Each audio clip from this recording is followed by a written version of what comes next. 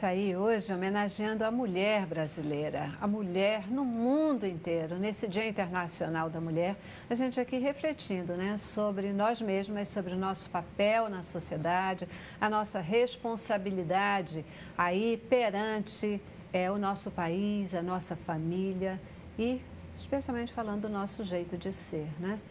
E aí, delegada? Olha só, eu estava aqui, né? A gente fica ouvindo e fica meio que mergulhando na nossa própria história, no nosso passado, né? Quando eu fui designada em 2011 para ser chefe da Polícia Civil, eu não tive por parte dos meus pais nenhum tipo de resistência. Mas lá atrás, em 1993, eu fui designada para ser diretora do Departamento Geral de Polícia Especializada. Eu era uma jovem de 34 anos. E esse departamento é o departamento mais operacional que tem. Ele tem a divisão de sequestro, a divisão de roubos e furtos, a divisão de combate a drogas. E eu me lembro que houve uma movimentação dos delegados mais antigos dizendo que não aceitariam trabalhar sob o meu comando. E eu acho que é nesse momento que a mulher é testada, né? Então, eu não sei te dizer, eu fiquei aqui pensando qual é a minha voz de comando. Eu confesso a você que eu não sei retratar isso. Mas eu me lembro que eu fiz uma reunião que não demorou mais do que 5 minutos. E nessa reunião eu falei assim, olha, está havendo um movimento de que os delegados vão entregar seus cargos. Então, façam isso, porque eu vou fazer alterações no departamento. Virei as costas e fui embora. Talvez naquele momento, né, eu tenha tido um comando e uma postura tipicamente masculina, que é a do enfrentamento, né? Porque a mulher, ela é agregadora, a mulher, ela é acolhedora, ela é conciliadora. Então, talvez naquele momento eu tenha tido uma postura masculina que era fundamental, né? E com o passar do tempo, eu acho que você vai demonstrando a sua capacidade profissional e aí essa coisa de ser mulher e ser homem vai desaparecendo porque fica mais forte a tua figura como profissional e não o fato de você ser mulher. Eu quero dizer para você que me incomodava muito em 2011, quando eu fui escolhida chefe, o que é ser a primeira mulher a exercer o cargo de chefe de polícia no Brasil, porque eu era uma profissional de 28 anos de carreira. Eu tinha sido subchefe, que é o segundo cargo, eu tinha sido corregedora, eu tinha sido titular de inúmeras delegacias. Portanto, ser mulher não deveria ser mais importante do que a carreira que eu construí. Agora, para as mulheres que estão me ouvindo, eu quero dizer assim, eu vivenciei muito a minha carreira, né? E eu digo que atrás de uma mulher tem sempre uma outra mulher, né? Então, assim, eu tive uma família acolhedora, eu tive uma mãe e um pai que me incentivaram muito. E é só a gente parar para pensar, se eu estou trabalhando, né, na rua, é a minha mãe, é a minha secretária, é a professora da creche, é a cuidadora. Tem sempre uma mulher para ajudar outra mulher. Essa ainda é uma realidade. Agora, eu acho que hoje, com o passar do tempo, na medida que você vai solidificando profissionalmente, isso vai deixando... Eu tenho 1,52 m, então vocês vão me ver sempre de salto alto. Não é para afirmar a minha condição de mulher, é porque eu sou uma mulher tipicamente vaidosa, então eu quero estar de salto alto. A gente quer ganhar um pouquinho mais de altura. Então, na verdade, a gente vai adequando, né, esse ser mulher a essa função profissional. Você tocou num ponto que, às vezes, para mim, é um pouco o cerne da questão, né? Porque a gente fala assim, então tá bom, chegou ali, eu tive uma atitude que ela é tipicamente masculina, né? E muitas vezes o homem tem uma atitude, a gente diz, pô, isso é coisa de mulher, não é? Existe mesmo essa história de que tem coisas que é só o homem que faz ou só a mulher que faz? Todos nós não somos, né, na hora de, muitas vezes, características que podem ser parecem mais masculinas, mas que são normais de uma mulher. Quem de nós, diante de uma estrutura familiar, uma situação qualquer, eu vou trazer para o contexto da família, porque tipo assim, é o reino, né? É o nosso reino. Então, dentro da família, a gente já não precisou ser dura, ser rígida, tomar uma atitude que ela é, sim, uma atitude que todos diriam, parece homem, né? Mas é porque a firmeza, ela é só dos homens? O que é isso? Não, eu acho que isso é um traço cultural. Exato. E acho que isso também tem muito a ver com o nosso histórico, até a doutora pode falar muito sobre isso. O histórico não só fisiológico, que leva o ser humano a ter atitudes mais de embate, de luta, e a mulher ser mais conciliadora, uma questão fisiológica até, e uma questão muito importante cultural. Então, assim, nós temos dentro da nossa cultura aspectos que são roupas, penteados, jeito de falar, jeito de andar, femininos e aspectos masculinos. Então, isso tem desenhado dentro da nossa mente. Então, essa realidade ela é construída de uma forma plástica, um desenho que a gente tem e que esse desenho ele vai se modificando com o tempo. Então, assim, com as vivências da doutora Marta Rocha, dentro da delegacia, ela foi desenhando essa realidade nesses outros pares que trabalharam com ela. Então, assim, essa realidade cultural que eles tinham, que eles possuíam, que não estava hermeticamente fechado, mas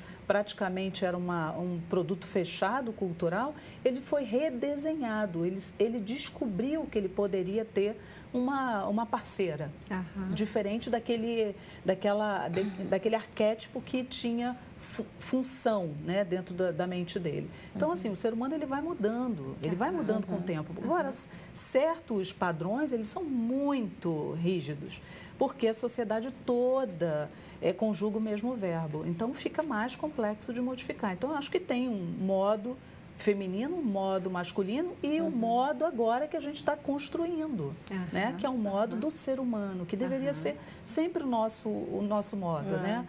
Então, a gente está construindo uma sociedade nova agora, com novos aspectos e é uma arte, né?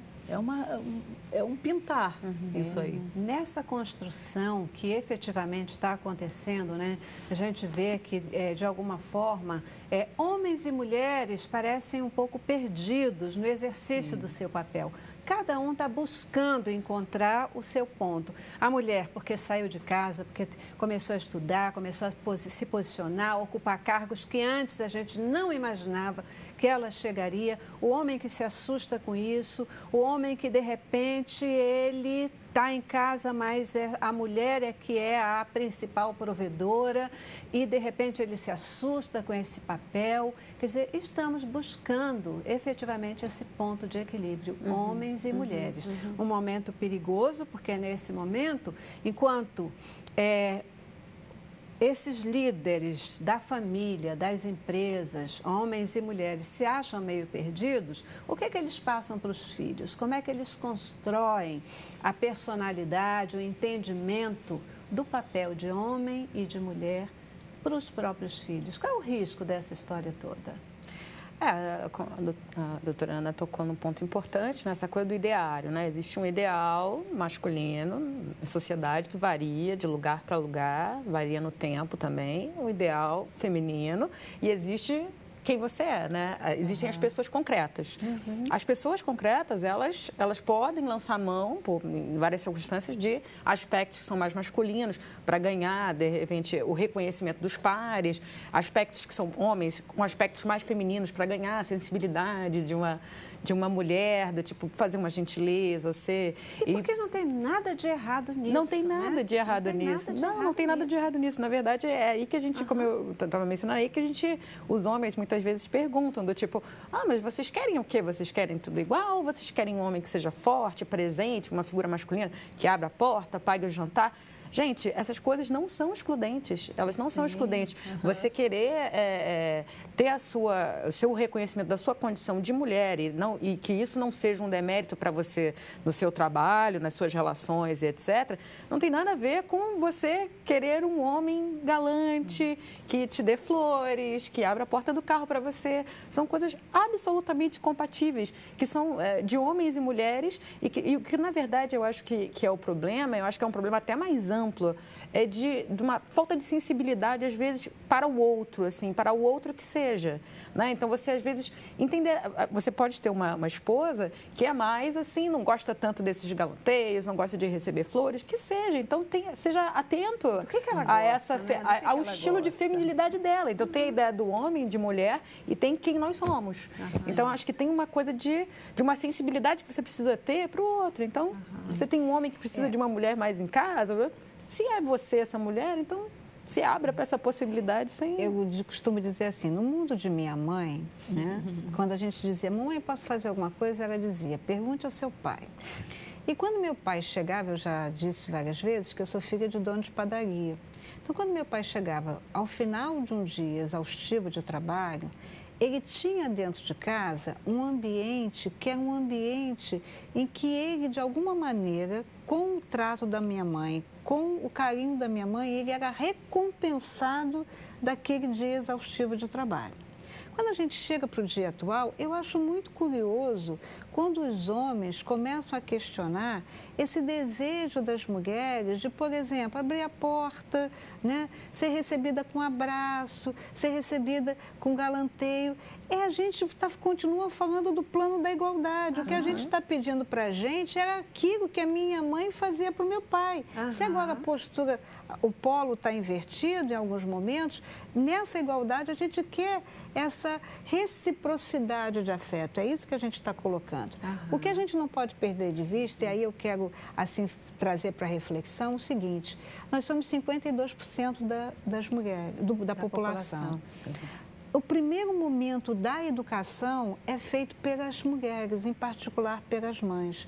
Acho que hoje a sociedade sofre porque a família não educa mais. Sim. Eu costumo dizer assim, que se a gente obedecesse os mandamentos de Deus, não tinha que ter polícia.